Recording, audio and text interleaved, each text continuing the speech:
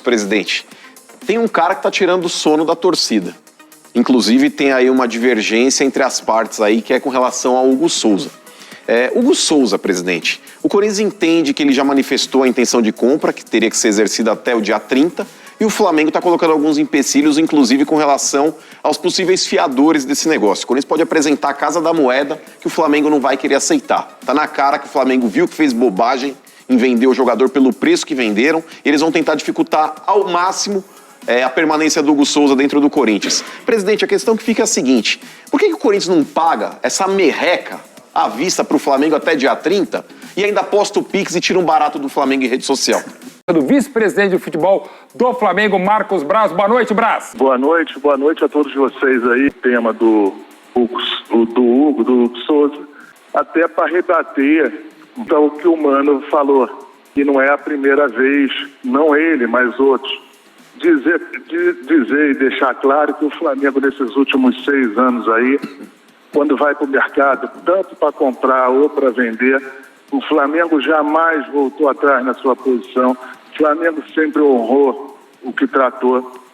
Deixar claro que em relação ao Hugo Souza, o Flamengo já tinha feito um empréstimo para ele para Portugal, com um valor menor, um pouco menor ou menor do que foi feito para o Corinthians, num percentual maior, que a negociação era teoricamente pior para o Flamengo.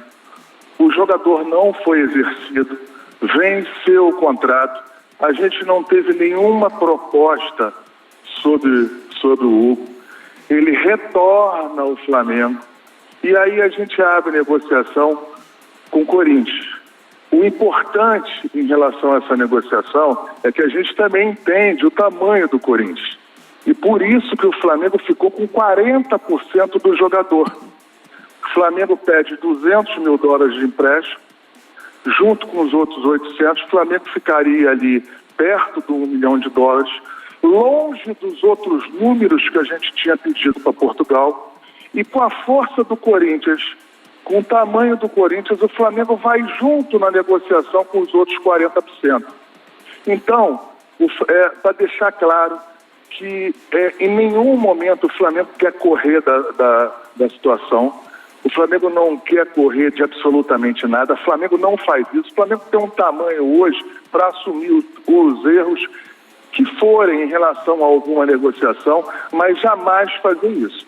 O que acontece, e aí tem que se respeitar o jurídico e os processos legais, e aí sai um pouco fora do futebol também, em relação às garantias.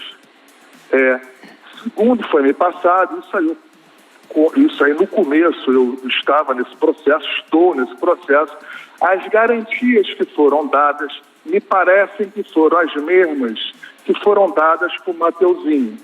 E nós tivemos um problema em relação ao Mateuzinho e estamos tendo em relação. Então ficaria muito difícil para o Flamengo para que num segundo jogador, num segundo ativo do clube, o Flamengo também receber as mesmas garantias de uma garantia que o Flamengo não conseguiu ou não ficou satisfeita com ela, porque o cronograma de recebimento que o Corinthians tem para esta empresa não nos não daria para cobrir a parte do Flamengo neste período, num período maior sim.